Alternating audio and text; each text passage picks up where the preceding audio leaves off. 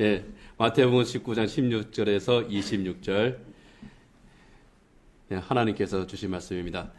어떤 사람이 주께 와서 이르되 선생님이여 내가 무슨 선한 일을 하여야 영생을 얻으리이까? 예수께서 이르시되 어찌하여 선한 일을 내게 묻느냐? 선한 이는 오직 한 분이시니라.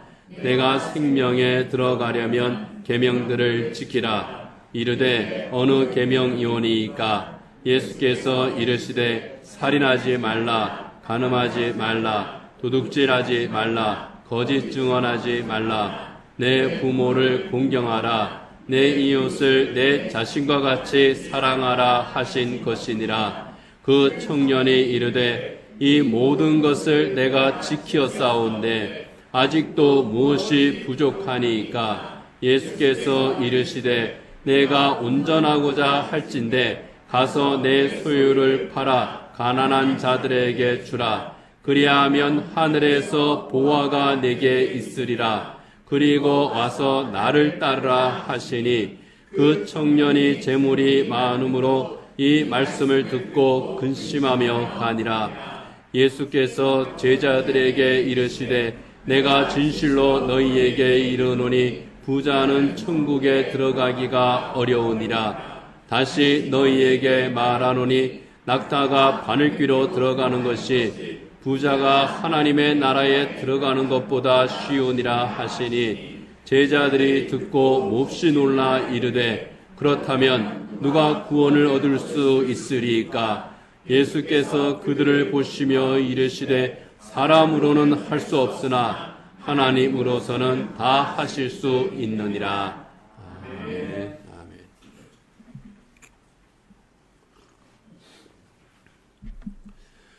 예, 지난 2014년, 한 10년 전쯤 되죠. 제가 이스라엘에 성지순례자 다녀온 적이 있습니다.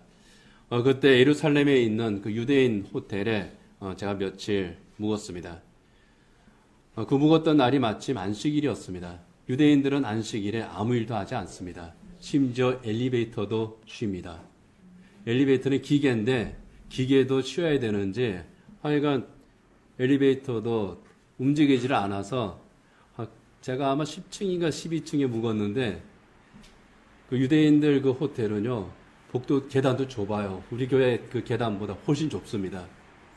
두 사람이 가방을 들고 비껴 지나지 못할 정도로 그 좁고 낡은 계단을 그렇게 이제 올라갔던 그런 기억이 있습니다. 안식일 저녁에 이제 식사 후에 밤에 특별히 잠도 오지 않아서 로비로 내려왔습니다. 로비로 내려와 보니 랍비와 청년들이 이렇게 대화를 나누고 있었습니다. 이것저것에서 옹종기 모여 앉아서 대화를 나누고 있었습니다. 여기 이 장면은 그 랍비가 성년식을 가진 청소년과 공부하는 그런 장면입니다. 예식을 행하고 있는 그런 장면이에요. 저것과 비슷합니다. 랍비가 있고 청년들이 둘러 앉아가지고 서로 이제 말하자면 공부를 하고 있는 거죠. 근데 대화가 끊임없이 이어집니다.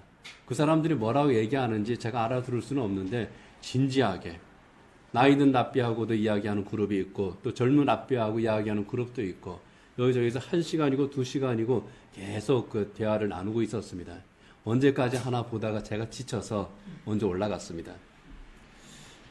청년들이 묻고 랍비가 대답합니다. 이게 유대인의 교육법이에요. 회당에서 이루어지는 교육법이고 그리고 호텔 로비에서조차도 이루어지는 유대인의 교육입니다. 탈무드에 보면은 유대인들은 그런다고 그러죠. 학교에서 아이가 수업을 마치고 집에 돌아왔습니다. 부모님이 묻습니다. 뭐라고 물을까요? 오늘 너 무엇을 배웠니? 이렇게 안 묻습니다. 너 오늘 선생님에게 무슨 질문을 했니? 뭘 물어봤냐고 물어봐요. 물어보지 않았다 그러면은 왜 좀 물어보지 그랬니? 유대인들은 끊임없이 물어보고 대답을 하고 이렇게 대화가 오가는 가운데에서 지식도 배우고 지혜도 배웁니다. 학교에서도 또 회당에서도 그렇게 교육을 받아요. 현대 이스라엘의 저력이 바로 거기에 있는 것 같습니다. 오늘 읽은 성경 본문에서도 그 비슷한 맥락의 사건이 있습니다. 제가 이스라엘 예루살렘에 있는 호텔에서 느낀 것도 탁 떠올랐던 성경 본문도 사실은 그때 이 본문이었어요. 한 청년이 예수님에게 찾아왔습니다. 이 청년이 예수님에게 묻습니다. 물으면 예수님께서 대답하고요. 예수님이 대답하시면 청년이 다시 묻고 예수님께서 다시 대답하시고 하는 이러한 문답이 계속 오고 가고 있는 겁니다. 수가성 우물가에서도 그랬고 니고데마 만났을 때도 그랬고 그렇게 묻고 대답하면서 구원에 대한 진리를 예수님께서 가르쳐 주셨습니다. 예수님을 찾아온 청년이 예수님에게 물었습니다. 선생님, 영원한 생명을 얻으려면 내가 무슨 선한 일을 해야 합니까? 예수님이 대답하십니다. 어찌하여 선한 일을 내게 묻느냐? 선한 이는 오직 하나님 한 분뿐이시다. 내가 생명에 들어가려면 계명들을 지켜라. 이 청년이 다시 묻습니다. 그러면 어느 계명을 지켜야 합니까? 예수님이 다시 대답하시죠. 살인하지 말라, 간음하지 말라, 도둑질하지 말라, 거짓 증언하지 말라, 내 부모를 공경하라, 내 이웃을 내 자신과 같이 사랑하라 하신 그것이다. 십계명 지키라는 거예요. 내 이웃을 내 자신과 같이 사랑하라 하신 것은 십계명을 정리한 거죠. 십계명과 율법의 정신을 너가 지켜라. 그렇게 예수님이 말씀하시는 겁니다. 청년이 또다시 묻습니다. 내가 그 계명 다 지켰습니다. 그래도 부족합니까? 계명이라면 그리고 모세오경에 나오는 율법 그 계명 613개의 계명을 나는 다 잘 지키고 있다는 거예요. 자신 있게 대답합니다. 예수님께서 그에게 다시 말씀하시죠. 그래? 내가 온전하고자 하면 가서 내 소유를 팔아서 가난한 자들에게 줘라. 그리하면 하늘에서 보좌가 내게 있을 것이다. 그리고 와서 나를 따라라. 너가 율법의 계명을 잘 지키고 많은 선행도 행했는데 부족한 게 있어.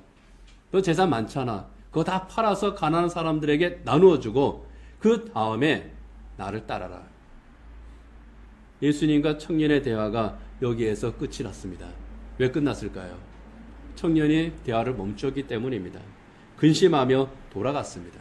근심하며 돌아간 이유를 본문 22절에서는 이렇게 말씀하죠. 그 청년이 재물이 많음으로 이 말씀을 듣고 근심하며 가니라. 재물이 많음으로 재산이 많기 때문에 예수님 말씀을 듣고 걱정이 생긴 거예요. 이 많은 재산을 다 처분해가지고 가난한 사람 나누어주고 그 다음에 예수님 따라오라고 그래야 영생을 얻고 천국 갈 수 있다고 아이고 그렇다면은 내가 조금 생각해 봐야 되겠습니다. 그런 마음이 들었을지도 모르겠습니다. 재산이 얼마나 많은지 모르겠지만은 예수님의 말씀을 따르기는 참 힘들었던 것 같습니다. 고민이 되죠. 구원을 얻기 위해서라면 내가 율법을 철저하게 지키고 그리고 이웃을 구제하고 사랑하고 많은 선행도 행하고 이렇게 의롭게 살 수는 있지만 그렇다고 해서 전 재산을 다 포기하라고요? 걱정되는 겁니다. 여러분이라면 어떻게 하겠습니까? 전 재산을 다 포기해야만 구원을 얻을 수 있고 천국에 갈 수 있습니다. 제가 여러분에게 말씀한다면은 여러분은 어떻게 하시겠습니까? 순종하실 수 있겠습니까? 야, 이거 목사님이 사이비가 된 거 아니야? 그 생각이 대부분에 먼저 들어갈 거예요. 야, 전에 저런 소리 한 번도 안 했는데 왜 저럴까? 예수님의 이 말씀을 마치 사이비 교주의 그런 말처럼 들렸을지도 몰라요. 사이비 종교 특징 하나가 거기에 있잖아요. 교주의 신격화 아닙니까? 신천지도 그렇고 요즘 입에 올리기도 참 그런 나는 신이다에 나오는 제가 좀 험한 말 할게요. 그 나쁜 놈. 완전히 신격화를 넘어서 이거는 더 얘기 안 하겠습니다. 교주의 신격화와 함께 전 재산을 갖다 바치는 것. 몸도 바치고 돈도 바치고. 이게 사이비 종교 특징이잖아요. 그런 면에서 보면은 이 청년이 근심하며 돌아간 것은 충분히 이해할 수 있는 일입니다. 원문에 보면은요, 본문은 단순히 근심하며 돌아갔다고 되어 있죠. 원문을 보면은 근심과 함께 슬퍼하며 돌아갔다고 되어 있습니다. 여기에 슬픔까지 생긴 거예요. 마음이 굉장히 무거웠던 겁니다. 그렇게 돌아가는 청년의 뒷모습을 보면서 예수님께서 제자들에게 말씀하십니다. 그게 23절, 24절입니다. 같이 한번 읽어보겠습니다. 예수께서 제자들에게 이르시되 내가 진실로 너희에게 이르노니 부자는 천국에 들어가기가 어려우니라. 다시 너희에게 말하노니 낙타가 바늘귀로 들어가는 것이 부자가 하나님의 나라에 들어가는 것보다 쉬우니라 하시니. 예수님께서 아예 못을 딱 박아버리십니다. 부자는 천국에 들어가기 어렵다. 낙타가 바늘귀로 들어가는 것이 부자가 하나님 나라에 들어가는 것보다 더 쉽다. 이번엔 제자들이 근심이 생겼던 모양입니다. 그러면 그렇게 해서 영생을 얻고 그렇게 해서 구원을 받는다면 어디에 구원을 얻을 사람이 있을 수나 있겠습니까? 예수님께서 제자들에게 다시 대답하시죠. 26절입니다. 같이 읽겠습니다. 예수께서 그들을 보시며 이르시되 사람으로는 할 수 없으나 하나님으로서는 다 하실 수 있느니라. 아멘. 아멘 하신 분은 대단한 분입니다. 그런데 사실 예수님과 청년의 문답 그리고 예수님과 제자들의 문답 이게 무슨 내용인지 알겠어요. 그런데 하나하나 떼어서 보면은요, 이해하기가 좀 쉽지 않습니다. 엉뚱한 말을 하는 것 같아요. 영생을 얻으려면 어떻게 해야 됩니까? 그랬더니, 재산 다 팔아가지고, 가난한 사람들 나눠줘. 그리고 나를 따라와. 그러시고요. 그리고 갑자기 부자는 하나님 나라에 갈 수 없다. 그러니까, 제자들이, 그러면 어디 구원 얻을 사람이 있겠습니까? 예수님께서는 이 제자들의 말에 대해서 이번엔 아주 엉뚱한 대답을 하십니다. 사람으로서는 할 수 없으나 하나님으로서는 다 하실 수 있느니라. 우리는 그냥 읽을 때에는요, 그렇구나 하고 넘어가지만 하나하나 떼어놓고 보면은 이게 도대체 무슨 말이냐 싶은 대목이 있습니다. 아마 이 부분을 성경을 읽으면서도 무슨 말인지는 알겠는데 이해하기에는 조금 부족한 그런 게 있었을 겁니다. 계명을 지켜야 영생을 얻는다든지 또 소유를 전부 팔아서 가난한 자들에게 나눠준다든지 부자가 천국에 가는 것이 낙타가 바늘귀로 들어가는 것보다 어렵다든지 사람으로는 할 수 없으나 하나님으로서는 다 하실 수 있다 하시는 이 예수님의 말씀이 도대체 어떤 맥락이냐 하는 겁니다. 그거를 우리가 이해를 하려면은요, 그 당시 팔레스틴의 문화, 특히 유대교의 그 문화에 대해서 우리가 이해를 해야 됩니다. 그것을 우리가 이해하고 본문을 대하면 그래서 예수님 청년이 이렇게 물었고 예수님께서 대답하셨구나 하는 걸 우리가 이해할 수가 있는 겁니다. 예수님께서 부자에 대해서 참 안 좋은 생각을 가지고 계신 것이 아니냐 그런 생각이 들 수도 있지만은 그렇지는 않죠. 예수님께서는 돈에 대한 욕심은 굉장하게 책망하셨습니다. 그렇지만은 부자에 대해서 부정적으로 대하지도 않으셨습니다. 예수님께서 만난 사람 중에 삭개오도 있고요. 아리마다 요셉도 있습니다. 그리고 초대교회 교인들 가운데에서 부자였던 사람들이 꽤 많습니다.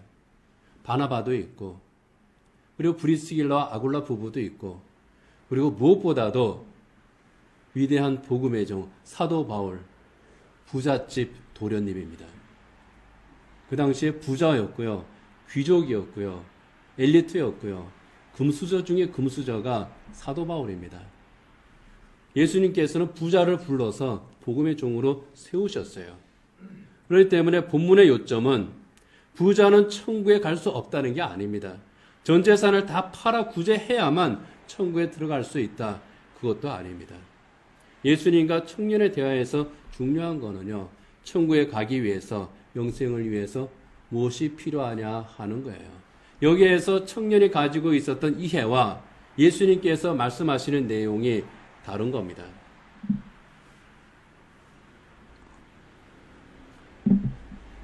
유대인의 지도자들이고 또 교사인 사람들을 우리는 랍비라고 그러죠.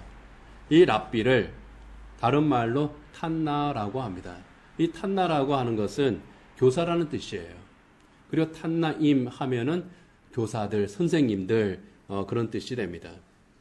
사도 바울의 스승이었던 랍비 가말리엘 그리고 유대인 최고의 랍비로 칭송을 받는 힐렐 같은 이런 랍비들이 바로 탄나입니다. 이 랍비들의 가르침을 정리한 문헌들이 있어요. 예수님이 태어나시기 전에 그리고 예수님이 태어나신 후에 그 당시 그 시대를 전후해서 활동했던 랍비들의 교훈을 모은 그런 문헌을 탄나임 문헌이다 그러거든요. 거기에 보면은 그 당시 유대교의 가르침, 유대교의 구원에 대한 가르침, 그리고 유대인의 문화, 이러한 것들이 나와 있는 겁니다. 탄나임 문헌에 의하면은요, 하나님의 선택을 받은 하나님의 백성인 유대인들이 영생을 얻으려면 어떻게 해야 되느냐, 그런 내용들이 있습니다. 굉장히 이제 방대한 내용이지만은 간단하게 말하면은 율법을 잘 지키고 선을 행해야 된다 하는 거예요. 모세오경에 나오는 그 율법입니다. 10계명을 비롯해서 그 율법들이에요. 이 율법을 하나하나 계명을 따라서 잘 지켜야 됩니다. 그리고 선을 행해야 됩니다. 이유가 있습니다. 그렇게 쌓아야지만 구원을 받을 수 있는 거예요. 사람이 살아가면서 여러 가지 죄를 짓잖아요. 이 죄의 숫자, 그 죄의 무게보다 자기가 율법을 지키고 자기가 하나님께 예배하고 자기가 선을 행한 것들의 숫자와 무게가 더 많아야 돼요. 이게 모자라면 구원 못 받습니다. 그래서 그렇게 열심히 율법을 지키는 거예요. 열심히 제사를 드리고 또 이웃을 구제하고 금식하고 이러한 그 종교적인 활동을 하는 겁니다. 굉장히 열심히 해서 그 공로가 자기의 죄보다 더 많잖아요. 그리고 다른 사람한테 줄 수 있습니다. 그래서 굉장히 양적인 개념으로 그렇게 생각을 했던 겁니다. 하나님 앞에서 심판받을 때 하나님의 저울에 나의 선행과 죄를 달아서 심판을 합니다. 저렇게 이제 한쪽에는 죄, 악, 한쪽에는 선행, 이 무게를 달아서 심판합니다. 공로의 무게가 죄의 무게보다 더 무거워야 돼요. 그래야 구원받는 겁니다. 예수님을 찾아온 청년이 바로 그런 생각을 가진 청년인 겁니다. 그래서 예수님께서 야 계명 지켜. 예, 다 지켰습니다. 이웃 사랑해. 예, 저도 이웃 사랑 잘하고 있습니다. 자신만만하게 대답한 것을 보면은요, 이 청년은 좋은 청년입니다. 율법 잘 지키죠. 예배 잘 드리죠. 구제와 선행 잘하고 있죠. 그리고 그것에 대해서 아주 자신만만할 정도면은 이 청년은 제가 볼 때는요, 굉장히 좋은 청년입니다. 자기 스스로 생각할 때에는 나는 공로가 내 죄보다 더 많다. 나처럼 이 젊은 나이에 나처럼 신앙생활 잘하고 있는 사람이 있으면 나와보라 그래. 뭐 그런 마음이 이 안에 있었을지도 모르겠습니다. 나는 당연히 영생을 얻기에 충분한 사람이다. 그런 마음으로 예수님에게 와서 어떻게 하여야 구원을 얻을 수 있겠습니까? 그렇게 물었을 것 같아요. 그런데 예수님께서는 네가 가지고 있는 재산 모두 팔아서 가난한 이웃에게 나누어 줘. 그렇게 대답을 하신 겁니다. 예수님께서 그렇게 말씀하신 거는요, 그렇게 해야 천국에 갈 수 있다, 그 의미가 아닙니다. 공로로 천국에 갈 수 있다. 너가 그렇게 가르침을 받았고 그래서 율법을 준행을 하고 또 선을 행했는데 또 그것 가지고 천국 가는 거 아니야. 구원은 그런 공로로 얻는 것이 아니야. 완전히 그 시대 유대교가 가지고 있던 그런 생각들, 상식들 완전히 예수님께서 뒤집어 버리신 거예요. 공로에 있는 것이 아니야. 철저하게 율법을 준수하고 선한 일을 해서 공로를 쌓는다고 해도 죄를 대신할 만큼 공로를 쌓을 수 있는 것이 아니야. 설령 너가 생각하는 대로 죄의 무게보다 선의 무게가 더 크다고 할지라도 그것 가지고 구원을 얻을 수 있을 줄 알아? 아니야. 가진 재산을 다 판다고 해도 구원의 조건이 있다면 그 조건을 충족하기에 부족한 거야. 이 말씀을 하시는 겁니다. 낙타가 바늘귀로 들어가는 것이 부자가 하나님 나라에 들어가는 것보다 쉽다. 예수님이 말씀하셨죠. 바로 그 연장선에 있는 겁니다. 낙타가 바늘귀로 들어간다는 것. 상식적으로 저거는 불가능합니다. 낙타가 바늘귀로 들어갈 수 있는 방법, 딱 하나 있죠. 어떤 겁니까? 옛날 우스개에서는요, 코끼리 냉장고에 넣는 법, 냉장고 문을 연다, 코끼리를 집어넣는다, 냉장고 문을 닫는다, 뭐 그렇게 얘기했지만 그거는 불가능한 거고요. 낙타를 바늘귀로 넣으려고 하면은 낙타가 들어갈 수 있을 만큼 큰 바늘을 만드는 돌이밖에 없어요. 그러나 그것은 현실적이지가 않죠. 불가능하다는 겁니다. 전 재산을 다 팔아 구제해도 그거는 불가능한 거야. 그런 뜻입니다. 바늘개에 대해서 또 이런저런 저거는 밧줄이다, 뭐 작은 문이다, 여러 가지 얘기를 하지만 우리는 액면 그대로 받아들이는 게 제일 좋습니다. 그래서 제자들이 놀라서 묻습니다. 그러면 누가 구원을 얻을 수 있습니까? 그러면 누가 구원을 얻을 수 있습니까? 선행으로, 공로로, 그런 종교적 열정으로 구원을 못 받는다면 도대체 누가 구원을 얻을 수 있습니까? 정말 부자는 천국에 들어갈 수가 없는 겁니까? 그렇게 묻는 거죠. 그런데 초대에 말씀드린 것처럼 삭개오도, 아리마다 요셉도, 심지어 바울도 부자였습니다. 특히 여리고의 삭개오를 보면은요, 이 삭개오, 예수님을 만난 후에 자기 결심을 말하죠. 누가복음 19장 8절입니다. 같이 한번 읽겠습니다. 삭개오가 서서 주께 여짜오되 주여 보시옵소서 내 소유의 절반을 가난한 자들에게 주겠사오며 만일 누구의 것을 속여 빼앗은 일이 있다면 내 갑절이나 갚겠나이다. 삭개오는 예수님을 만나고 예수님께서 삭개오를 부르신 후에 정말 하나님의 자녀가 된 후에 삭개오가 우리 예수님에게 자기의 결단을 이야기를 하죠. 내 소유의 절반을 가난한 자들에게 주겠습니다. 누구의 것을 속여 빼앗은 일이 있으면 내 갑절이나 갚겠습니다. 가난한 자들에게 나눠주겠다고 했지만 사실 삭개오는 내 재산의 절반만 그렇게 하겠습니다. 예수님에게 그렇게 말한 거죠. 누구의 것을 속여 빼앗은 일이 있으면 내 갑절이나 갚겠습니다. 그렇게 말했지만 그렇다고 해도 그것이 전 재산은 아니었을 겁니다. 자기의 재산 절반 이상을 그렇게 구제하겠다고 하는 것도 대단한 결단입니다. 그러나 예수님께서 청년에게 너 소유의 재산 다 팔아가지고 가난한 이웃들에게 구제해 하는 것에 비하면은 절반밖에 안 돼요. 그런데 예수님 뭐라 그러십니까? 삭개오야, 너 재산 절반만 그렇게 하려고 하지 말고 다 팔아가지고 다 가난한 사람들에게 나눠줘. 그래야 너 천국 갈 수 있을까 말까야.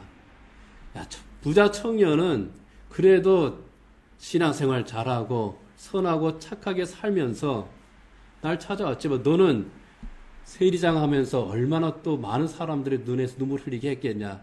너 재산 다 팔아도 안 돼. 그렇게 말씀하시지 않았습니다.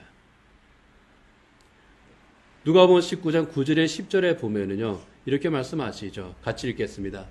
예수께서 이르시되 오늘 구원이 이 집에 이르렀으니 이 사람도 아브라함의 자손이미로다. 인자가 온 것은 잃어버린 자를 찾아 구원하려 함이니라. 예수님의 관심은요, 우리는 삭개오가 얼마나 많은 돈을 사람들에게 나눠주겠다고 했느냐. 야, 삭개오 정말 대단하다. 예수님 만나고 나니까 자기 재산 막 나눠준다 그랬대. 야, 우리도 그렇게 해야지. 거기에 관심을 가지는데요. 예수님의 관심은 어디에 있습니까? 삭개오의 구원이에요. 오늘 구원이 이 집에 이르렀으니 이 사람도 아브라함의 자손이미로다. 인자가 온 것은 잃어버린 자를 찾아 구원하려 함이로다. 돈의 구원의 조건이 있는 게 아닙니다.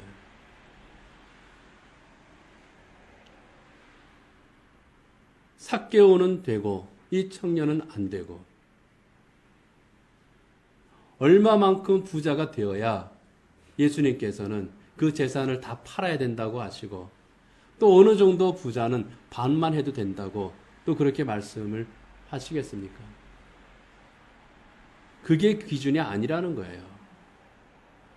만약 율법을 지키는 행위와 선행으로만 구원을 얻는다고 하면은 하나님께서 엄격하게 세우신 그 의로움의 기준에 도달할 사람 없다는 겁니다. 설령 전 재산을 다 팔아서 구제한다고 할지라도 그것으로 의롭다 하심을 인정을 받고 구원을 받을 수가 없는 겁니다. 재물은 구원의 조건이 될 수가 없는 거예요. 재물로 의를 살 수가 없는 겁니다. 구원을 살 수가 없는 거예요. 사도 바울은 뭐라고 그럽니까? 로마서 3장 10절에 12절 같이 읽어보겠습니다. 자, 시작. 기록된 바 의인은 없나니 하나도 없으며 깨닫는 자도 없고 하나님을 찾는 자도 없고 다 치우쳐 함께 무익하게 되고 선을 행하는 자는 없나니 하나도 없도다. 구원에 이를 만큼 의로운 사람 없다는 거예요. 구원에 이를 만큼 선을 행할 수 있는 사람 아무도 없다는 겁니다. 탄나의 문헌에 나오는 것처럼 그 당시 랍비들의 가르침대로 공로를 많이 쌓으면 율법을 하나하나 잘 지켜나가고 이웃을 구제하고 선을 행하고 열심히 기도하고 예배를 드려도 그것 가지고 구원의 조건을 채울 수가 없다는 겁니다. 만약 그것이 구원의 조건이라면 모두가 다 자격 미달이라는 거예요. 예수님께서 청년에게 하시는 말씀은 간단한 겁니다. 너는 그것을 구원의 조건이라고 생각을 했지. 율법을 너가 정말 잘 지켰고 많은 선을 행했고 누가 보아도 너는 정말 바른 생활을 하면서 살아왔지. 그래서 그것을 가지고 나는 구원을 받기에 합당한 사람이라고 생각을 했겠지. 그러나 그게 구원의 조건이 될 수가 없는 거야. 만약에 그것이 구원의 조건이라면 너는 너의 전 재산을 다 팔아서 이웃에게 나눠준다고 하더라도 너는 구원을 받을 수가 없다라고 말씀을 하시는 겁니다. 그 누구도 율법과 선행만으로 구원을 받을 수가 없습니다. 율법과 선행은 결코 구원의 조건이 될 수가 없고요. 조건이 된다고 할지라도 그 조건이 충족시킬 수 있다고 할지라도 사람은 그 조건을 충족시킬 수가 없는 겁니다. 이 청년의 질문은 사실 출발부터 잘못된 거예요. 예수님에게 구원에 대해서 물을 때 내가 어떻게 하면 구원을 얻을 수 있습니까? 구원의 조건을 물어요. 내가 어떻게 하면 구원을 얻을 수 있습니까? 내가 무엇을 하면 구원을 얻을 수 있습니까? 제자들도 예수님에게 비슷하게 묻죠. 누가 구원을 얻을 수 있습니까? 구원의 자격을 묻는 거죠. 청년은 구원의 조건을 묻고 제자들은 구원의 자격을 묻습니다. 예수님께서는 네가 생각하는 그 조건 아니야. 니들이 생각하는 자격 그것도 아니야. 사람은 이 일을 할 수가 없어. 그러나 하나님께서는 다 하실 수 있다. 이 말씀의 뜻이 바로 그겁니다. 사람은 이 일을 너희가 생각하는 그 구원의 조건 no. 너희가 생각하는 구원의 자격 no. 너희는 못해. 그러나 하나님께서는 다 하실 수 있어. 굳이 구원의 조건을 이야기한다면요. 구원의 조건은 율법의 완성이죠. 유대교에서 가르치는 그 구원의 조건, 율법의 완성이죠. 그러나 사람이 아무리 노력한다고 해도 율법을 완전히 지킬 수 없습니다. 인간이 율법을 완성할 수가 없는 겁니다. 완전하신 하나님만이 율법을 완전히 지키실 수 있고 율법을 완성하실 수가 있는 겁니다. 그래서 예수님이 말씀하시는 거예요.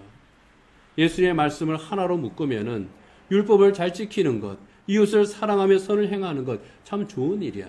그러나 그것이 구원의 조건이 될 수는 없어. 사람은 구원의 조건을 채울 수가 없어. 구원의 조건은 오직 하나님만이 채우실 수가 있는 거예요.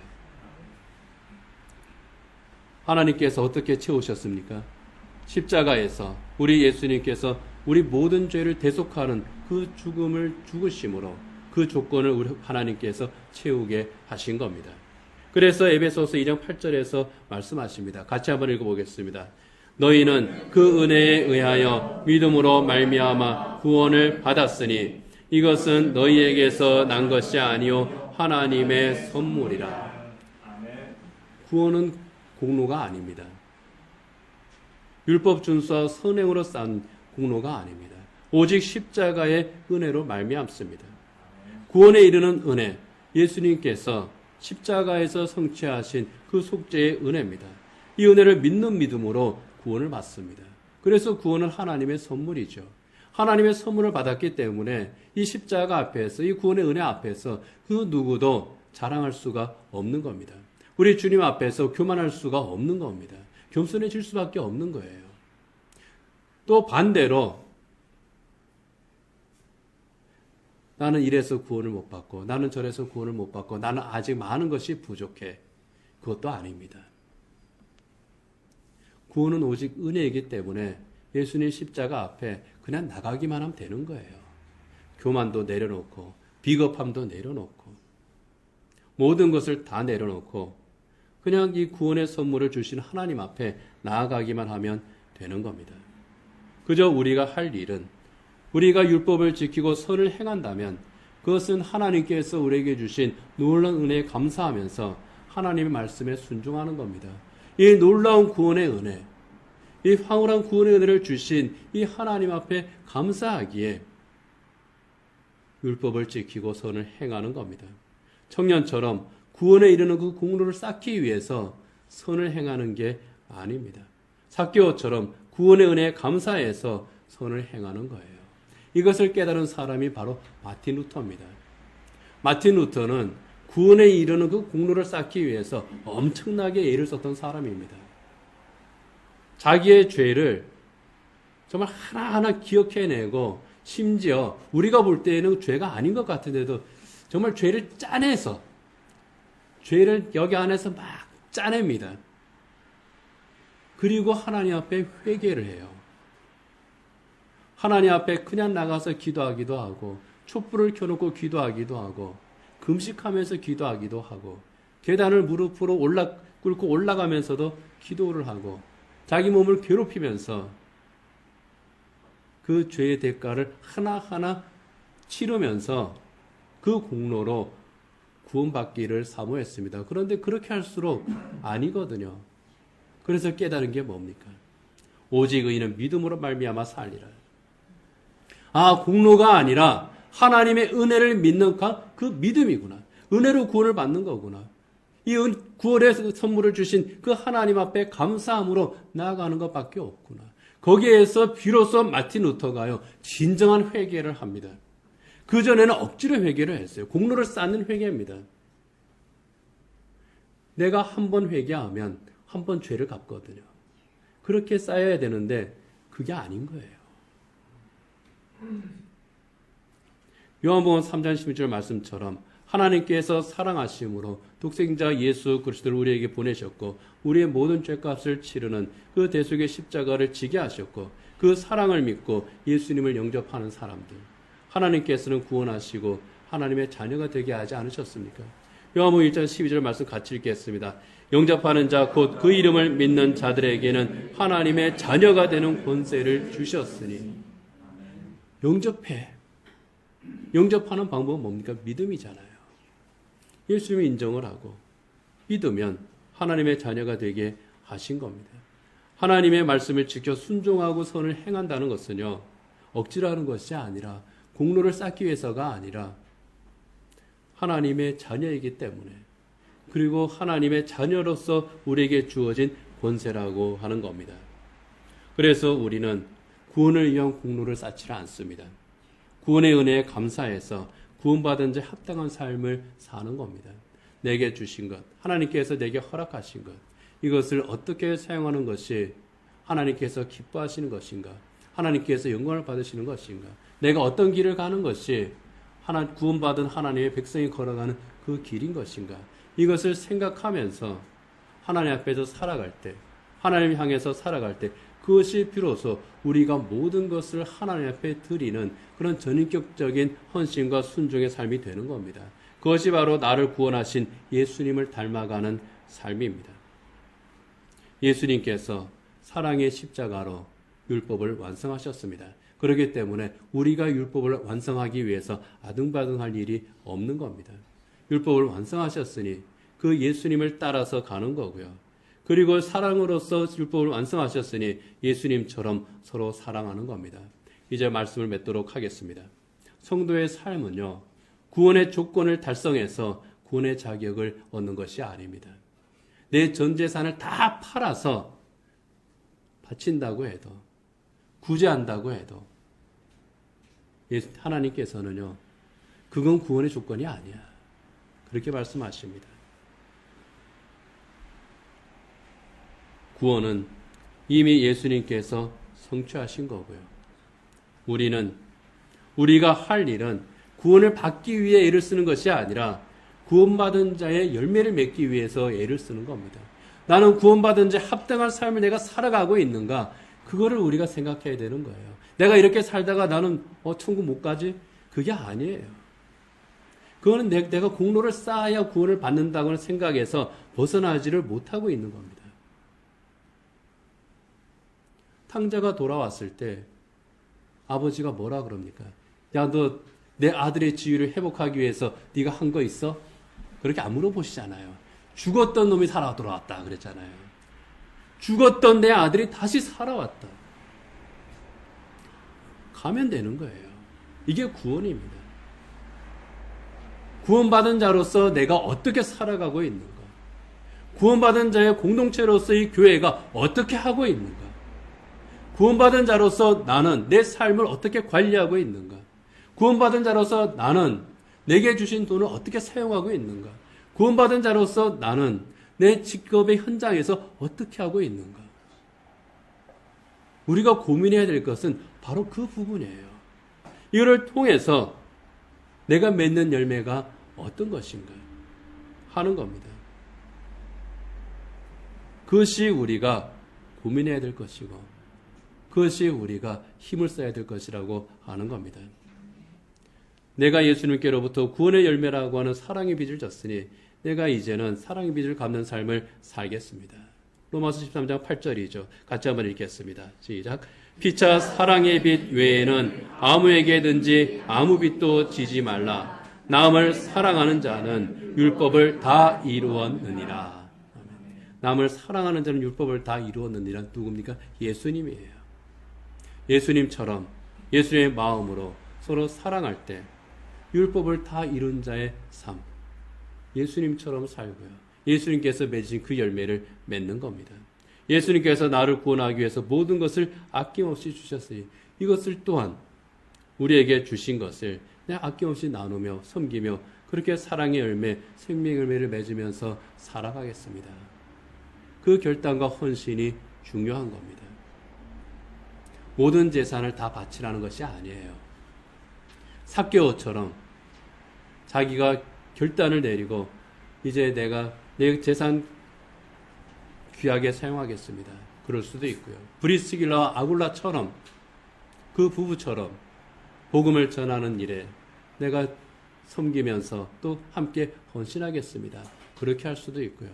마게도냐 교회 성도들처럼 어려운 가운데서도 힘에 지나도록 또 구제하는 일에 또 교회를 위해서 함께 헌신할 수도 있는 거고요. 예수님에게 향유를 부인 여인처럼 내 신앙 고백으로 주님 앞에 헌신할 수 있는 거고요. 중요한 것은 내가 주님으로부터 사랑을 받았으니 그 은혜로 내가 구원을 받았으니 내가 맺어야 될 이 복된 열매, 그리스도인의 선한 열매가 무엇이냐, 그것을 생각하면서 우리가 살아가는 겁니다. 구원의 조건을 따지는 자가 아니고요. 구원의 조건을 채우려고 아등바등 애를 쓰는 자가 아니고요. 나는 이미 구원을 받았으니 내가 구원받은 자의 자격을, 나는 자격이 없으나 주님께서 십자가에서 그 자격을 내게 주셨으니 그 자격에 합당한 자의 삶을 내가 살아가겠습니다. 그렇게 결단을 하고 주를 따르는 자, 이런 복된 그리스도인, 정말 우리 모든 성수교의 성도 여러분들이 그런 그리스도인이 되기를 원합니다. 기도하겠습니다. 하나님 아버지, 예수님, 사람들은 구원의 조건을 따지고 자격을 따지지만 우리 주님은 그것을 따지지 않으셨습니다. 그저 우리를 사랑하심으로 십자가를 지셨습니다. 그 십자가 사랑을 이 시간 저희들이 생각하기를 원합니다. 이 시간 우리 함께 주님 앞에 기도하기를 원합니다. 나는 지금까지 구원의 조건을 따지고 구원의 자격을 따지고 그 가운데에서 힘들게 또 아등바등하며 때로는 낙심하며 때로는 교만한 가운데 살지는 않았는지 성찰하는 시간을 가지기를 원합니다. 아무 조건 없이 우리의 구원을 완성하시고 또 우리에게 구원의 자격을 주신 주님께 감사하며 복된 열매를 구원에 합당한 열매를 맺으며 살아가는 우리가 되기를 또 결단하는 기도를 이 시간 잠시 한 목소리로 하나님 하도록 하겠습니다. 반주해 주시고요. 한 목소리로